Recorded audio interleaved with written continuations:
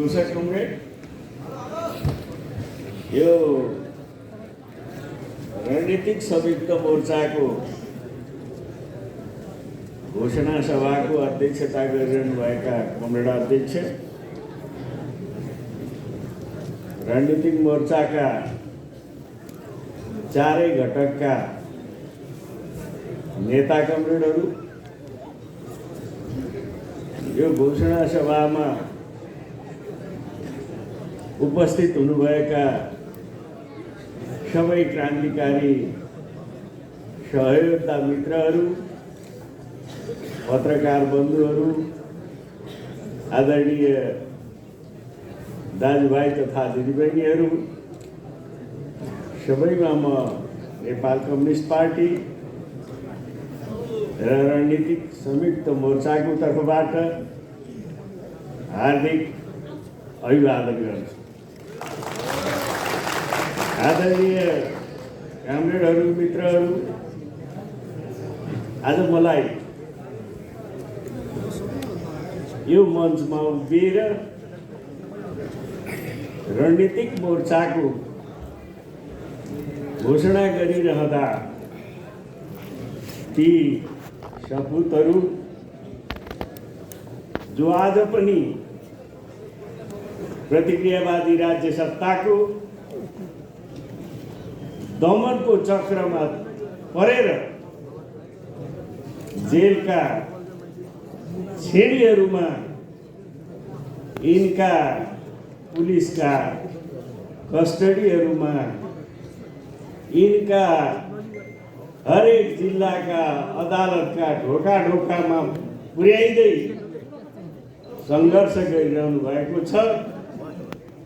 नेपाली जनताको मुक्ति र नेपाल राष्ट्रको स्वाधीनताको निमित्त ती महान क्रान्तिकारी मित्रहरूलाई म हार्दिक श्रद्धा व्यक्त गर्छु, लाल सलाम गर्छु।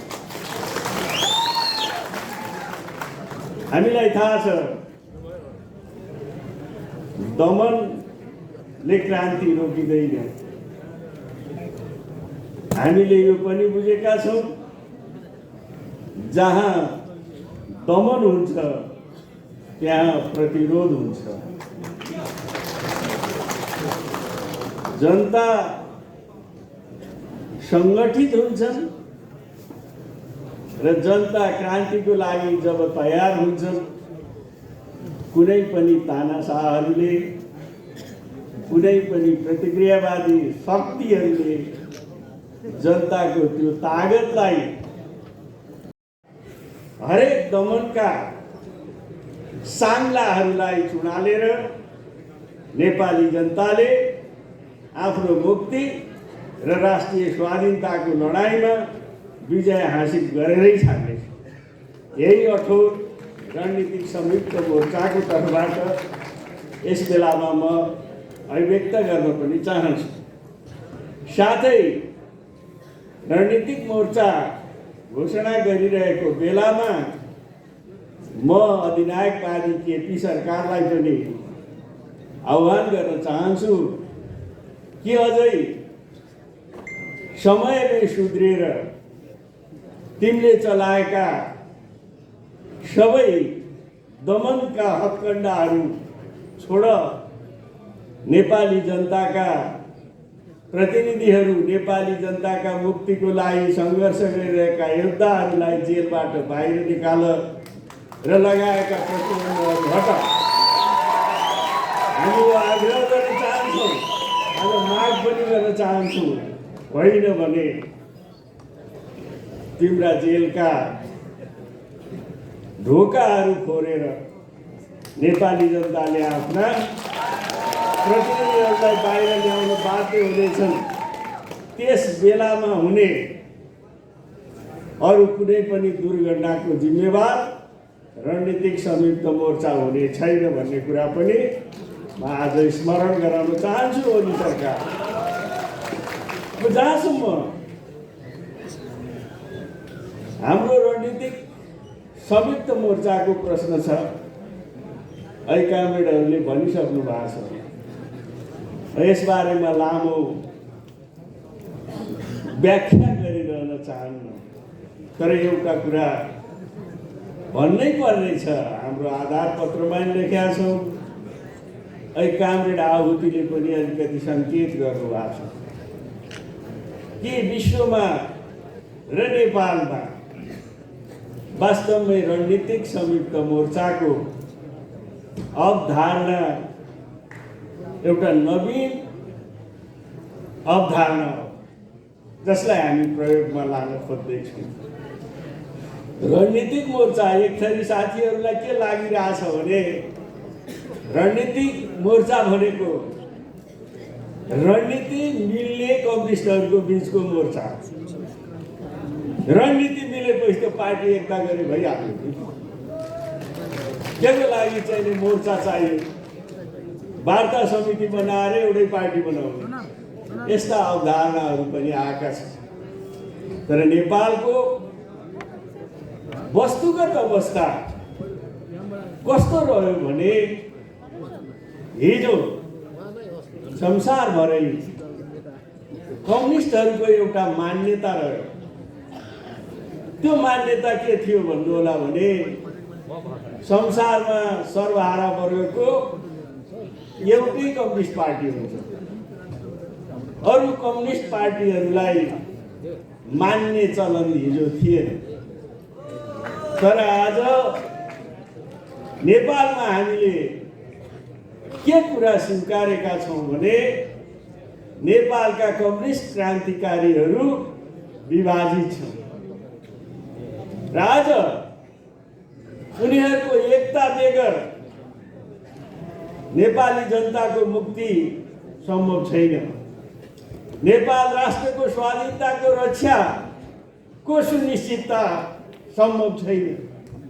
अब त्यो बाटो नयाँ चिन्तनबाट, नयाँ सोचबाट पहिल्याउनु पर्नेछ हामीलाई।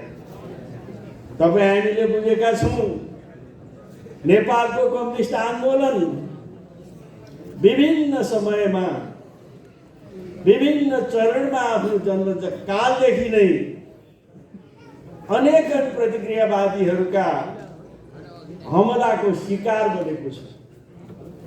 8 सालदेखि नै कामरेड पुष्पलाललाई, जो पार्टीको संस्थापक महासचिव हुनुहुन्थ्यो, 2 वर्षमै महासचिवबाट षड्यन्त्रात्मक रूपमा हटाएर कम्युनिस्ट आन्दोलनलाई अपाङ्ग बनाउन कोसिस गर्यो। पार्टीको महासचिव जस्तो मान्छेले दरबारलाई समर्थन गर्न पुगे। अनेकन दक्षिणपन्थी विच्छेदनवादी वैचारिक धारा प्रवाहहरू अगाडि ल्याउँदै अनेकन पटक यसलाई सिद्ध्याउने कोसिस भयो। तर नेपाली जनतामा नेपालको कम्युनिस्ट आन्दोलनप्रति जो माया, सद्भाव र समर्थन छ, त्यसले उसले यथास्थितिवादको आफ्नो पतनलाई नेपाली जनताको क्रान्ति सम्पन्न भयो भन्ने बेइमानीपूर्ण अभिव्यक्ति दिएर नेपालको जनवादी क्रान्ति, नेपाली जनताको जनक्रान्तिमाथि कुठाराघात गरेको छ। त्यसकारण अहिले हाम्रो अगाडि नेपालका क्रान्तिकारी कम्युनिस्टहरूको अगाडि एउटा गम्भीर दायित्व र चुनौती खडा भएको छ। एकातिर सबभन्दा ठुलो भन्ने पार्टी कम्युनिस्ट पार्टी वैचारिक रूपमा प्रतिक्रियावादमा पतन भएको छ। त्यसले गर्दाखेरिमा नेपालको कम्युनिस्ट आन्दोलनको विकास रक्षाको लागि आज नयाँ चुनौतीसँग जुझ्नुपर्ने आवश्यकता आएको छ। रणनीतिक संयुक्त मोर्चा त्यही वैचारिक पतन भएका तागतहरूबाट नेपालको कम्युनिस्ट आन्दोलनलाई रक्षा गर्दै, विकास गर्दै फेरि नेपाली क्रान्तिकारी आन्दोलनलाई एउटा नयाँ उचाइमा उठाउँदै नेपालको परिवेशमा मार्क्सवाद लेनिनवादको झन्डालाई अरू दृढता र बलियो साथ उठाउने अठोट गरेर हामीले यो मोर्चा गठन गरेका हौँ।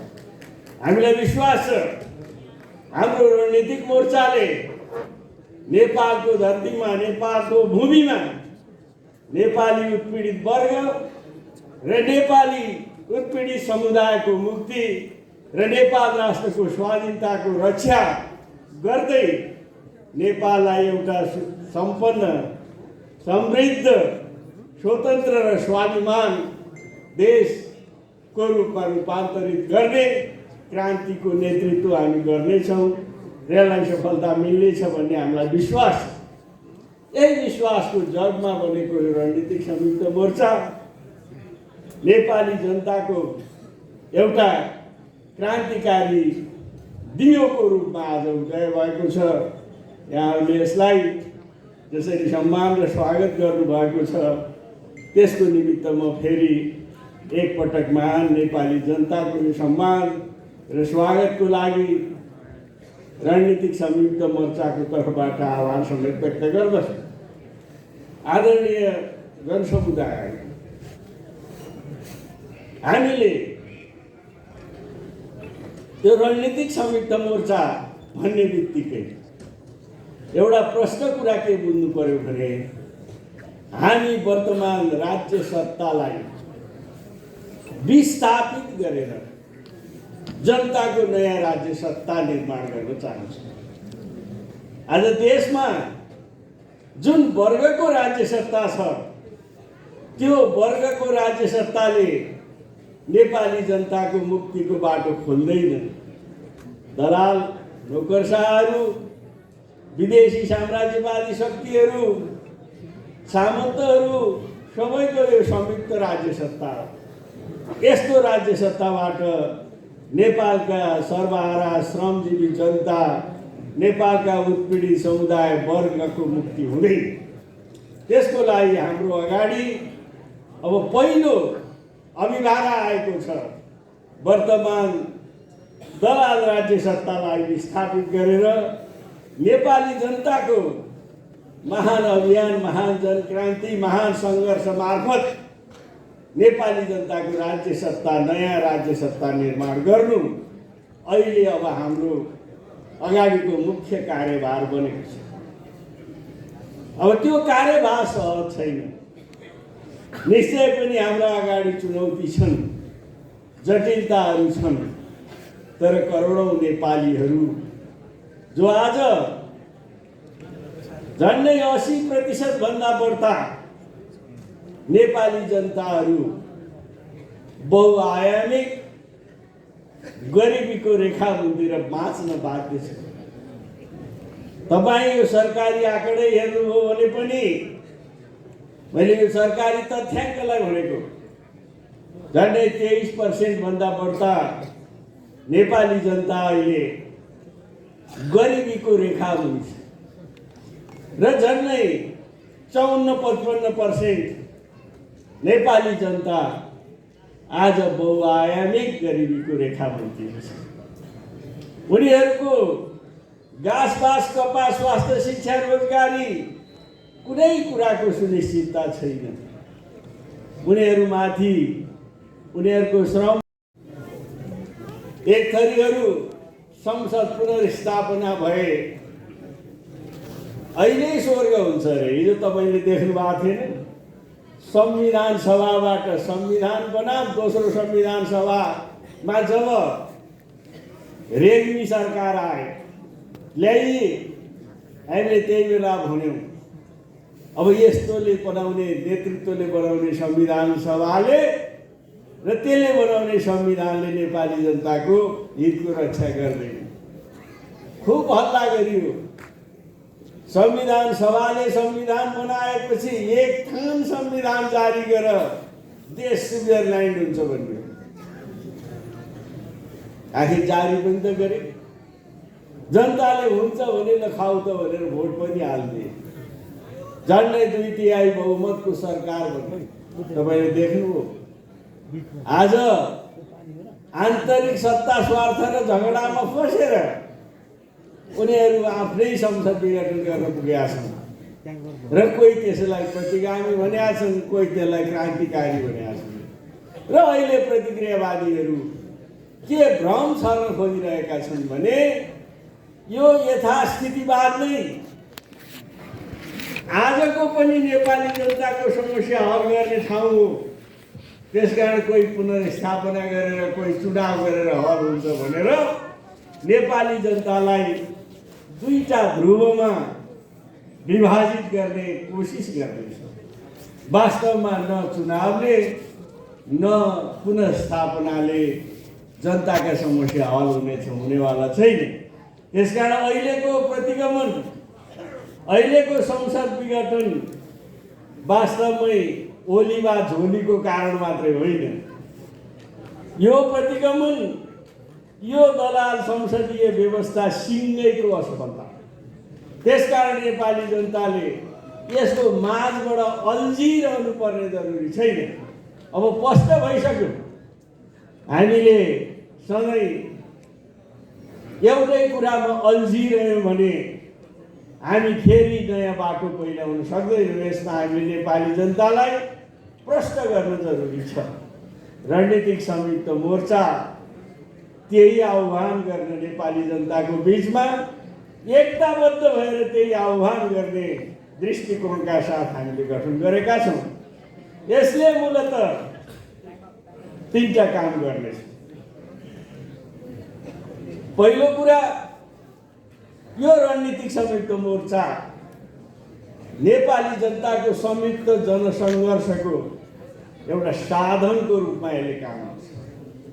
आम उत्पीडित वर्ग समुदायलाई एकताबद्ध गराएर नेपाली जनताको मुक्ति र राष्ट्रको स्वाधीनताको लागि संयुक्त जनसङ्घर्षको आदि बेरी सिर्जना गर्ने नेतृत्व गर्नेछ संयुक्त यो रणनीतिक संयुक्त मोर्चाले पहिले।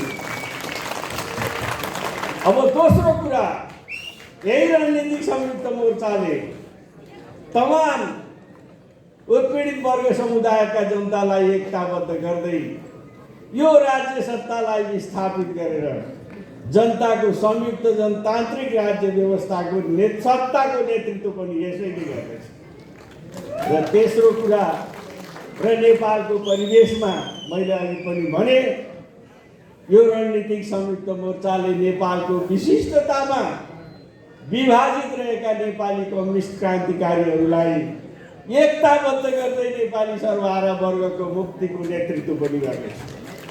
त्यसकारण यो रणनीतिक संयुक्त मोर्चा विगतमा गरिएको जस्तो संयुक्त मोर्चा होइन।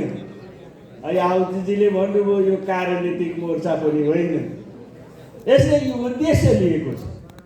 त्यसकारण हामीलाई आन्दोलनहरू पनि अब तिनै आधारमा हामीले विकास गर्दै लैजानु पर्नेछ। पहिलो चरणमा हामीले आम जनतालाई भन्नुपर्नेछ, सोध्नु पर्नेछ, क्रान्ति पार्टीले गरेर गरिँदैन, क्रान्ति कुनै नेताको जादुले गरेर गरिँदैन। क्रान्तिका मुख्य नायक जनता। अब हामी जनतालाई सोध्न आएका छौँ कि अब यो राज्य सत्तालाई विस्थापित गर्ने सङ्घर्षमा आम नेपाली जनताले योगदान गर्न पर्यो र गर्ने किन गर्ने। पहिलो कुरा चाहिँ जनता नउठिकन, लाखौँ जनता नउठिकन, करोडौँ जनता मुट्ठी उठाएर सडकमा नआइकन यो सत्ता विस्थापित हुँदैन। यसका सिंहदरबार र यसका चाहिँ शीतल निवास कब्जा नगरी यो सत्ता विस्थापित हुँदैन। त्यसको लागि अब हामी तयार हुने किनभने पहिलो कुरा, हामी आम नेपाली जनताको लागि त्यसको तयारीको लागि एउटा प्रचारात्मक अभियानको रूपमा चाहिँ देशभरका जनतालाई सङ्गठित गर्ने उद्देश्यका साथ हामी लाग्नेछौँ। अब दोस्रो कुरा तपाईँ हाम्रो अगाडि छ, हामी जनताका वर्गीय सङ्घर्षहरूलाई त्यो प्राप्तिको लागि उठ्न अनुरोध र आह्वान गर्दै हामी काम गर्नेछौँ। हाम्रा विद्यार्थीहरू, नानीहरू आज स्कुल पढ्न पाउँदैनन्। हाम्रा विद्यार्थीहरूले, युवा विद्यार्थीहरू अब त्यो बाटोमा जबरजस्त हाम्रा सन्तानलाई निःशुल्क शिक्षाले, वैज्ञानिक शिक्षा प्रणाली लागू गर आदि नाराका साथ सत्ताको विरुद्धमा धावा बोल्ने ठाउँमा जानुपर्नेछ। हाम्रा किसानहरू दिनभरि काम गर्छन्। म त्यो कपन भन्ने ठाउँ बस्छु, त्यहाँ थर्काएका छौँ। बिचरा अब यहाँ के नभो भन्छन् सहरका केही बुद्धिजीवीहरू ती काठमाडौँमा दिनभरि मेहनत बिहानदेखि 4 बजे उठेर बेलुका साँझ रातिसम्म काम गर्छन्। बिहान बेलुकाको गुजरान समस्या छ। अनि जमिन चाहिँ कस्तो छ? त्यो किसानको छैन। त्यो जमिन अर्को जमिनदारको छ, ऊ खुट्टा पसारेर भाडा खान्छ र चाहिँ त्यो किसान जो चाहिँ खेती गर्न बसेको छ उसको खेती गर्ने काम हुन्छ। अब ती किसानहरूले मेहनत गर्ने किसानहरूले जमिनदारका हातबाट जमिन खोज्ने सङ्घर्षको सुरुवात गर्नु पर्यो। क्रान्ति र आन्दोलन यताबाट लानु पर्यो। त्यसकारण वर्ग सङ्घर्षका आधारहरूलाई विकास गर्दै आम जनतालाई गोलबन्द गर्दै हाम्रा आदिवासी जनजाति दलित महिला मुस्लिम आदि आदि मधेसी जो नेपालको परिवेशमा वर्ग सङ्घर्षका मुख्य आधार हुन्। किनभने नेपालमा जो विभेद छ त्यो विभेद पनि सामन्तवादकै उपद हो। जबसम्म यसका श्रृङ्खलालाई तोड्न सकिँदैन तबसम्म यो सामुदायिक विभेद पनि तोड्न सकिँदैन। त्यसकारण ती विभेदहरूलाई पनि जागृत गराएर उनको अधिकारको सङ्घर्षमा अगाडि उठाएर नेपाली जनताको वर्ग सङ्घर्षमा त्यसलाई जोड्दै वर्गीय मुक्ति र सामुदायिक मुक्तिको आन्दोलनलाई पनि अगाडि बढाउनु पर्नेछ। यी यावत विषयहरूलाई लिएर हामी अब रणनीतिक संयुक्त मोर्चा नेपाली क्रान्तिको एउटा आधारलाई बलियो बनाउने रूपमा अगाडि आउनेछौँ। हामीलाई विश्वास छ महान नेपाली जनता जसले सदा सदा क्रान्ति र परिवर्तनको निमित्त आफूलाई अग्रपङ्क्तिमा उभ्याए, हजारौँ हजार सपुतहरूले बलिदान दिए। अब एउटा नयाँ बलिदान, एकपटक नयाँ सङ्घर्ष, एकपटक आफ्नो अन्तिम युद्धको लागि हामीले गीत गायौँ। अब अन्तिम युद्धको लागि तयार हुने बेला भएको छ। यसको निमित्त हामी नेपाली कम्युनिस्टहरू क्रान्तिकारीहरू योजनाबद्ध ढङ्गले सङ्घर्षको मैदानमा जुटौँ, एकताबद्ध भएर जुटौँ। प्रतिक्रियावादीहरूका सबै लोभ लालचहरूलाई, डर धम्कीका साङ्लाहरूलाई चुँगालेर जुटौँ। नेपाली जनताको जित निश्चित छ। नेपाली जनताले जित्नेछन्। यो जितको लागि रणनीतिक संयुक्त मोर्चा सधैँ इमान्दारिता साथ तपाईँहरूको साथमा, नेपाली क्रान्तिकारीहरूको साथमा हुनेछ र आफ्ना विचारहरूद्वारा अगुवाई गर्नेछ। अब यी सडके चटकीहरूका अब भ्रममा पर्न कुनै जरुरी छैन। अब यिनले जनसभा के सभा भन्छ, यिनका के जनसभा धनसभा, पैसा लगाएको छन्। अनि मान्छेलाई म हिजो हेर्न आएँ, हेरेँ त्यहाँ बिचमा पसेर सबै सभा हेरेँ मैले घुमेर, मान्छेहरूलाई बुझेँ। तराई मधेसबाट कसरी मान्छेले ल्याएको छ त्यहाँ मलाई चिने। मैले मास्क नलाइकन गएपछि मान्छेहरूले चिने। उनीहरूलाई लाज लाग्यो। जसले चिने तिनलाई लाज लाग्यो। हेर्न आएछ हामीले कस्ता मान्छे लिएर आछौँ भन्ने उनले चिने। पैसा खर्च गरेर जनताको अनभिज्ञतालाई, जनताको कमजोर चेतना स्तरलाई दोहन गरेर शोषण गरेर देखाउने जनप्रदर्शन, कथित जनप्रदर्शनसँग नेपाली जनता, क्रान्तिकारी जनता हस्किनु र भ्रमित हुनुपर्ने जरुरी छैन। अब नयाँ बाटोको लागि सोचौँ, नयाँ चिन्तनधारा अगाडि बढाउँ, नयाँ सिराबाट नेपाली जनक्रान्तिलाई उठाउँ र रणनीतिक संयुक्त मोर्चा नेपाली जनताको क्रान्तिकारी बाटोको लागि, नेपालका क्रान्तिकारी कम्युनिस्टहरूलाई एकताबद्ध गर्ने कामको लागि, नेपालका उत्पीडित वर्ग र समुदायको मुक्तिको लागि निरन्तर काममा लाग्नेछ। र यहाँहरू सबैको न्यानो समर्थन र सहयोगले रणनीतिक संयुक्त मोर्चा आउँदा दिनहरूमा एउटा सफल बाटोतिर लाग्नेछ। यही विश्वासका साथ यहाँहरूसँग दुई शब्द राखेँ, बिदा हुन्छु।